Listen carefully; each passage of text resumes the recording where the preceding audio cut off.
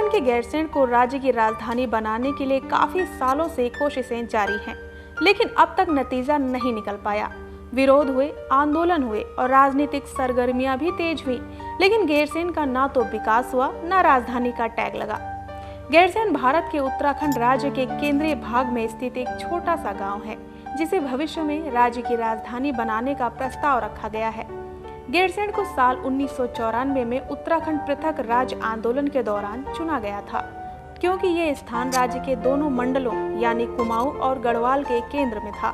गैरसैंण का जो सवाल है वो हमारे उत्तराखंड की एक अस्मिता का सवाल है, और गैरसैंण की जो परिकल्पना की गई थी ये स्वतंत्रता संग्राम सेनानी स्वर्गीय वीर चंद्र सिंह गढ़वाली जी ने कि हमारा देश आज़ाद होना चाहिए और देश आज़ाद होने के बाद हमारा प्रदेश अलग से उत्तराखंड राज्य बनना चाहिए, और उत्तराखंड राज्य अगर बनता है तो उसकी राजधानी गैरसैंण होनी चाहिए।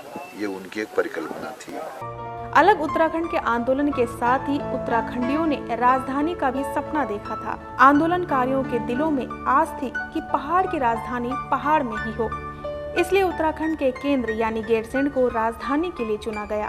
लेकिन साल 2000 में राज्य की स्थापना के बाद से ही देहरादून यहाँ की अस्थायी राजधानी है। देश में उत्तराखंड ऐसा अभागा प्रदेश है जिसकी स्थायी राजधानी राज्य बनने के 16 साल बाद भी नहीं तय हो पाई है।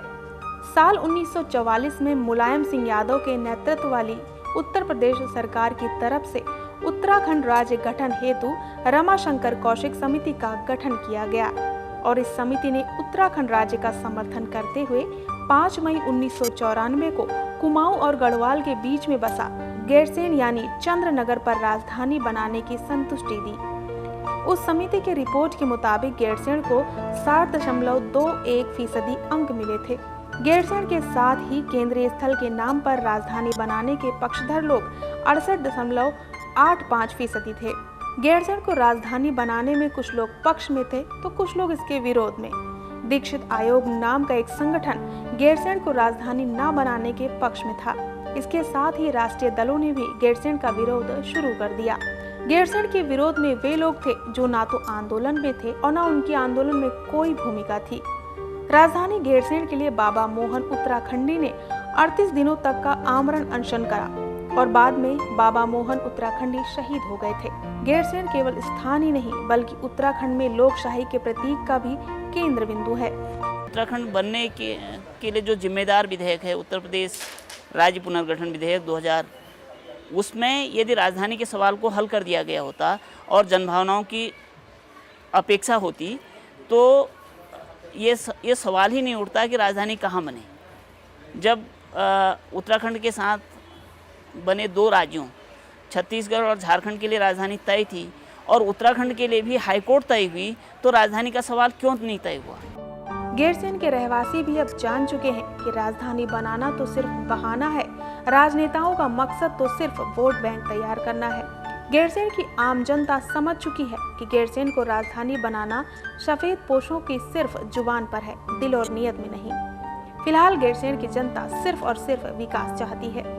आगे का कुछ कह नहीं सकते क्योंकि यहाँ पे राजनीति ऐसी चलती है कि हाँ मैं बीजेपी मैं कांग्रेस, बस इतना ही है, और जब तक वोटिंग होती है तब तक ही यहाँ पे जो कुछ भी होता है। इस समय तो मुद्दा राजधानी का है नहीं, इस समय तो हमारे अपने देश की राजधानी में जाना है।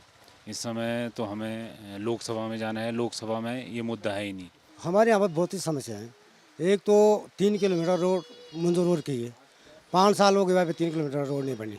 राजधानी तो छोड़े, यहाँ तो अभी तक सड़क ही नहीं है और हम लोग सड़क का इंतजार करेंगे। राजधानी तो जब बन जाएगी वो भी है, पर अभी तो राजधानी की जरूरत है, सड़क की जरूरत है।